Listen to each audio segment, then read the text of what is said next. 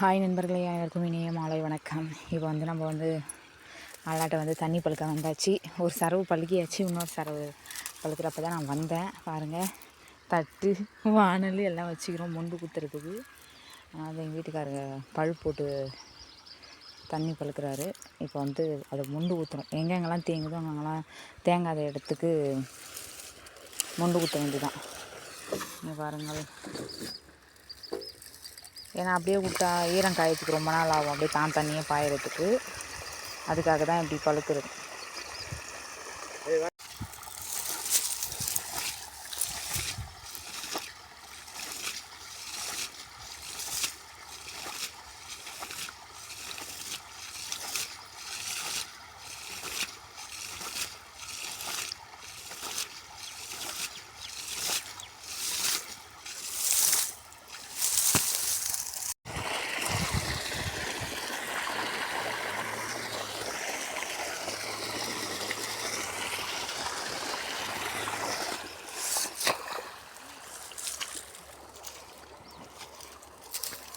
வரணும்.